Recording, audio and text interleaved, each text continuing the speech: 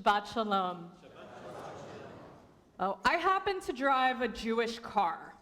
And I don't mean that my car is coming up on her bat mitzvah.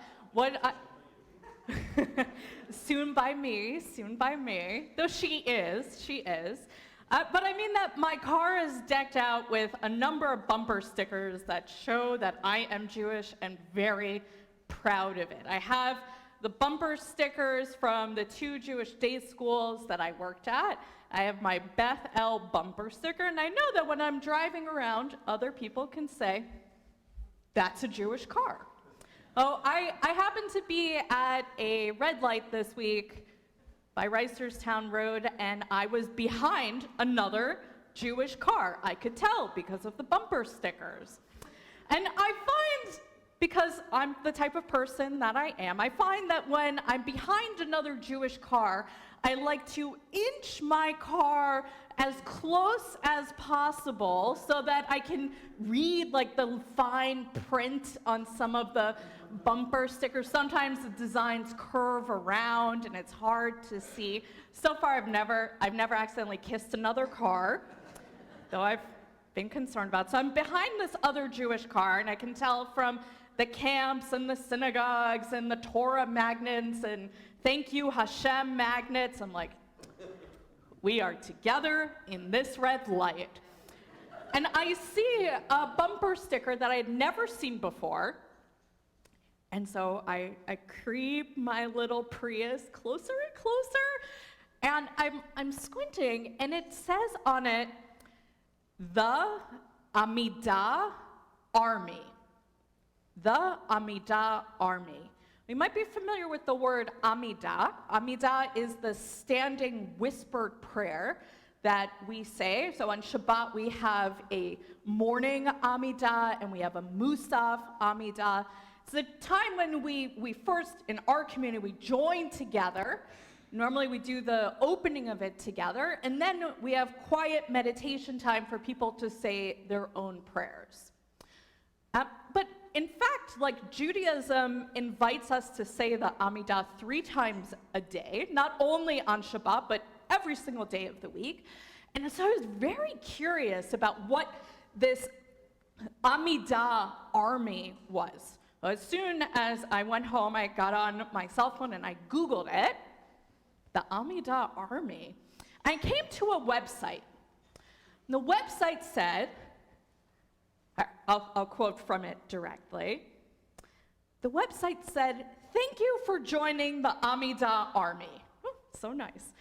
We created this initiative as an effort to generate more merits and protection for the Chayalim, the soldiers in Israel, and the hostages, and all of Am Yisrael, all of us. The goal of this website, the goal of the Amidah Army, is to create a sense of unity in our personal mission to try and daven, to try and pray one Amidah a day, one of these personal whispered prayers every day. So the goal is not to daven all 3. It's suggested we pray morning and afternoon and night, but the goal of the website is for individuals to kind of group together in an online community and really strive to pray one time a day. The website continues, it says, although that this is something we all do privately, we can gain inspiration and empowerment from knowing that we are part of something bigger than our individual selves. So I saw this bumper sticker, the Amidah Army, and I went to the website, and the next thing I knew, I had joined their WhatsApp group, their Facebook group, and I want the other clergy and Ben Kreschel to cover their ears for a second. Please, Cantor, please. Ben, Rabbi, cover your... So I'll say, I generally don't pray 3 times a day. Were you listening to that?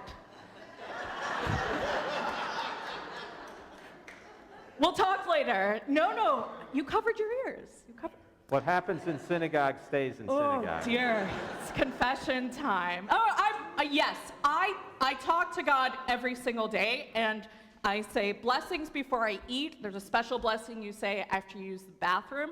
I'm very, very good at doing blessings, but I don't always say the Amidah. I don't say the standing whispered prayer every day. Do you know why? Because it's hard to do. Actually, it's hard to do. You have to really step out of your comfort zone in order to make it part of your life. You have to make your life like a little bit more difficult, because you're getting ready in the morning and you're like going to your yoga class and you're doing your beautiful curly hair, and then our tradition is like, wait, stop what you're doing and take 45 minutes or 30 minutes to pray. And then in the afternoon, you're calling people on the phone and you're planning your classes, and it's like, no, stop what you're doing, just pause everything completely and pray. In the evening, you're cooking dinner and you're meeting with your family, you're getting ready for bed, and it's like, stop what you're doing, get out of your comfort zone, say the Amidah, say that standing whisper prayer, take that time. It's hard for me. I don't do it every day. But when I saw this bumper sticker, and I joined the Facebook group and the WhatsApp group, and it asks you to share with the community every time you do make time, every time you do that difficult task of taking on this extra mitzvah of praying. I'm praying in order to support Israel, praying in order to bring extra merit to our chayalim, to our hostages, to the entire Jewish community. So I found myself, not every day, but I found that I said the Amidah two more times than I normally do in a week. I felt good about it. I felt good about it. Oh, I was thinking about it. I was thinking about how praying the Amidah, saying this standing whisper prayer every day, it is a mitzvah that I truly want to do. It is something that I strive to do. But because it is never convenient, and because it is something that is often personal, it is so hard for me to do. It's a challenge for me to get out of my comfort zone and to actually do this mitzvah, to actually do this commandment. I found that the accountability and the support of this Amidah army, of this online group, was really like the gentle nudge that I needed in order to add in this mitzvah into my life. And I invite my coworkers to nudge me also in leaving my comfort zone and in working on this. I realized that really, it's kind of, yes, it's funny for me to say this, but really that's what we are as a synagogue. Like, that's what we are as Beth El, as a community. That it should feel like a space where we should feel just like a little bit challenged, a little bit nudged, in order to move out of our comfort zone, in order to do some of the mitzvot, in order to do some of the commandments that are a little bit more difficult for us. Beth El should have us feeling supported in our journey.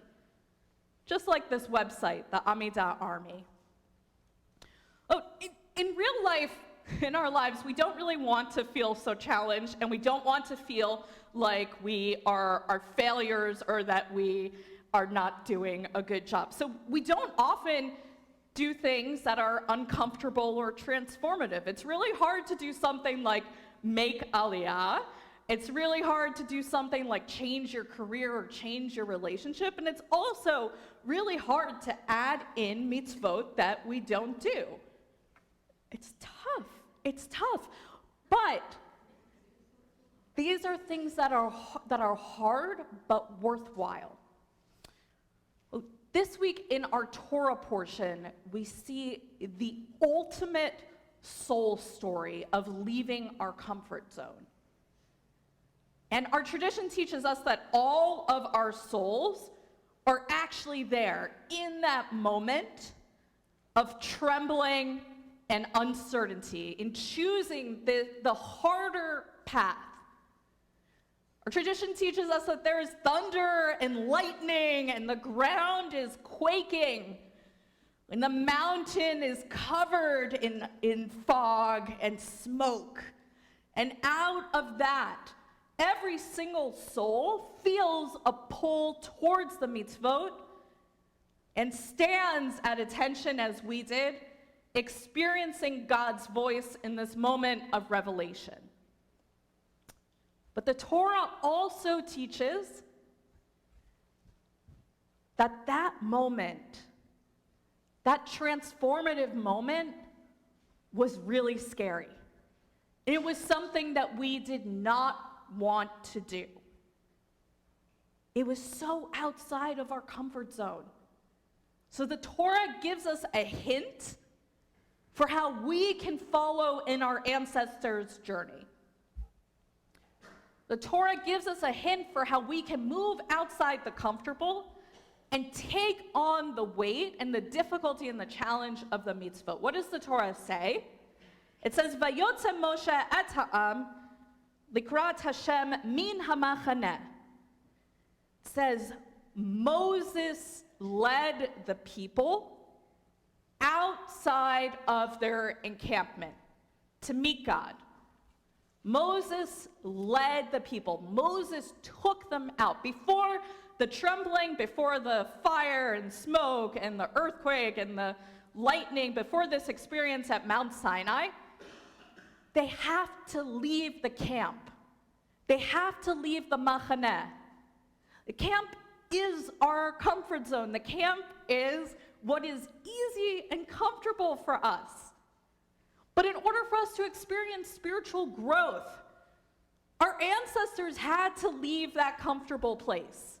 In order to encounter God in a new way, they had to be led away from the camp, and Moses was there as their guide, as their leader, as their teacher.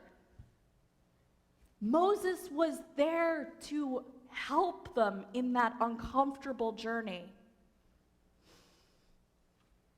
The Torah teaches us that we can lean on people. We can lean on our teachers. We can lean on our clergy.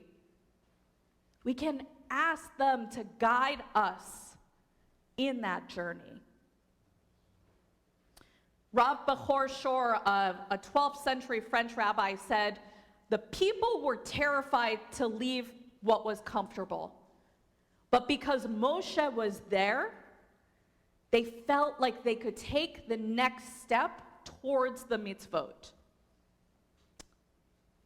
We are lucky that we have spiritual role models, but we also have each other. And I think that the Torah is also hinting to that it's not just about the leadership. Sometimes your leadership is also working and striving. That we have each other, that the nation has each other in this journey towards the mitzvot, towards the commandments. Our spiritual community is here to encourage us and to give us strength. So I want to invite everyone to just look at the person sitting to your left and to your right. Okay, and turn around. You look behind you. Hello. Right, and now I want to invite everybody to shut your eyes for just a moment, if it's comfortable for you, or you can look down at your feet. If you're joining online, shut your eyes. We can't see it. I want you to think, and me too, who is it that's going to be my spiritual support? Who's my spiritual buddy? Who can I count on to text me before morning gratitude, get me to log in online? Who's going to nudge me to show up at Sunday morning Hebrew school davening? Ben Crushtool. Who is going to sit next to me in an adult ed class so we can whisper with each other and deepen our understanding of Torah or Mahjong? Everything is Torah. Everything is Torah. Who is it that's going to be my partner in my spiritual journey? Because we all need a little bit of accountability. I know I need it. I need it from Mr. Kreschel, and I need it from the Amida Army.